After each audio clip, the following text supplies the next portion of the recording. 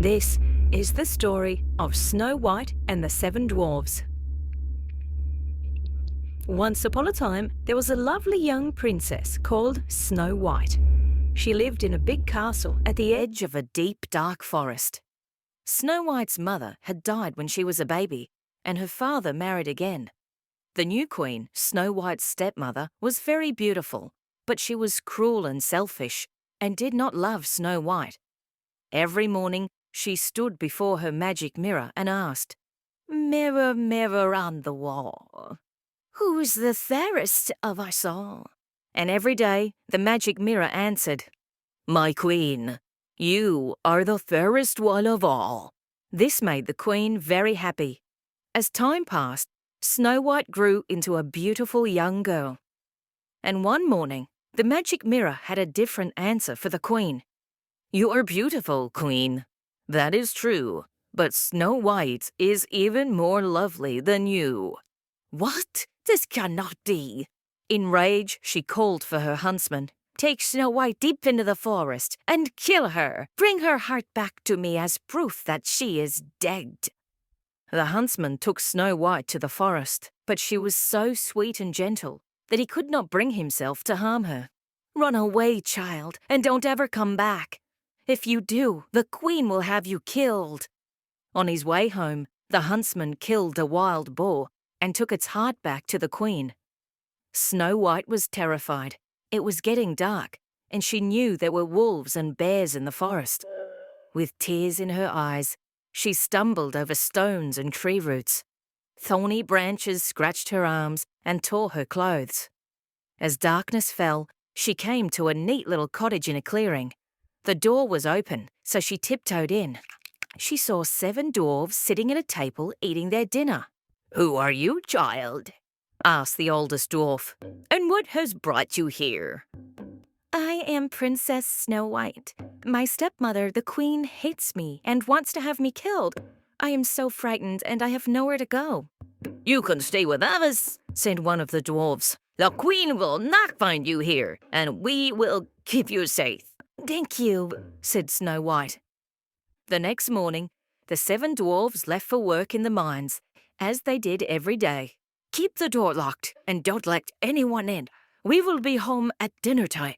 Snow White spent the morning cleaning and tidying the cottage. She opened the window so she could hear the birds singing, and she sang along with them. Meanwhile, in the castle, the wicked queen stood before her magic mirror. "Mirror, mirror on the wall, who's the fairest of us all?" And the mirror replied, "You, O queen, have beauty rare, but Princess Snow White is still more fair." "What? The huntsman tricked me. Where is Snow White?" The mirror, which always told the truth, replied, "She lives in a cottage deep in the wood, with 7 dwarfs who are kind and good." "I will find her and kill her myself," the queen declared. She quickly disguised herself as a little old woman, then filled a basket with bright silk ribbons and took it to the forest. She quickly found the dwarf's cottage and knocked on the door. "Pretty ribbons for sale," she called in a croaky voice. Looking out the window, Snow White smiled when she saw the colourful ribbons. She remembered the dwarf's warning. But what harm could an old peddler woman do? Snow White let her in. "Let me lace up your dress with this lovely red ribbon," said the queen, winding it around Snow White's waist. She pulled it so tight that Snow White couldn't breathe, then fell to the floor in a faint. Cackling with delight, the queen rushed back to the castle. That evening, when the dwarfs found Snow White lying on the floor, they quickly guessed what had happened. They untied the ribbon, and Snow White came back to life. When she had her breath back, she told the dwarfs about the peddler woman. "The queen must have sent that old woman to hurt you. Please, don't let anyone in tomorrow." Snow White promised she wouldn't. The next day, when the queen stood before her magic mirror, it told her, "Snow White still lives happily in the wood, and is still as lovely as she is good." The queen was furious. This time, she went to her secret chamber, hidden in the castle's highest tower.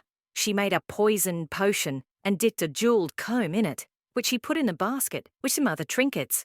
Then she disguised herself as another old woman and went off once again off to the cottage in the forest. "Pretty trinkets to buy, pretty trinkets to buy," she called through the window. Snow White could not resist the basket full of shiny things. She let the old woman in. "Let me put this sparkly coat in your lovely black sand," said the queen. As soon as the poison touched Snow White's head, she fell down as if she were dead. When the dwarfs came home, they quickly took the comb out of Snow White's hair, and once again she came back to life. "Please," they begged her, "don't let anyone in. The queen is determined to hurt you." Snow White promised. The next morning, when the queen's mirror told her that Snow White was still alive and still more beautiful than she was, the queen flew into a frenzy. She rushed to her secret chamber and mixed up another magic potion, much stronger than the first. She put the poison into a big rosy red apple, disguised herself again, and hurried to the dwarf's cottage. When she got there, Snow White was putting some pies on the windowsill to cool. "Good morning, my dear. What tasty-looking pies." "They're cherry pies," said Snow White. "I hope the dwarf will like them." "They'll love the apple pie even more. And I have some ripe and juicy apples for you." "I'm sorry. I must not let anyone in." "That's all right. I'll hand you an apple through the window. When you taste it, you'll want the whole basketful of... Here, take a bite." She held up the poisoned apple. It looked so mouth-watering that Snow White could not resist. She took a big bite and instantly fell down as if she were dead. This time, the dwarves could not bring Snow White back to life. No matter what they tried, Snow White stayed pale, cold, and lifeless. The dwarves could not bear to part with their beautiful princess. They made a glass case to hold her and set it on a bed of wildflowers just outside their cottage. They kept watch day and night so that no one could harm their precious Snow White. One morning, a prince from a nearby kingdom came riding through the forest. When he saw Snow White, he was enchanted by her beauty. "Who is this?" he asked the dwarves. The dwarves explained who Snow White was and what had happened to her. "She is the loveliest person I have ever seen," said the prince. "Please, let me take her back to my palace."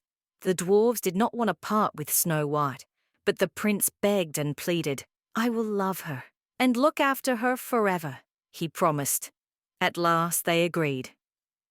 As the prince's servants lifted the case, one of them stumbled. The case shook, and a piece of poisoned apple that had been stuck in Snow White's throat dropped from her mouth. Instantly, she opened her eyes. Snow White was alive. As soon as Snow White saw the prince, she fell in love with him. They rode back to his kingdom together, and soon they were married. Of course, all the dwarves came to the wedding and stayed to live in the palace. Snow White never saw her evil stepmother again. She and the prince, along with the 7 dwarves, lived happily for many, many long years. The end.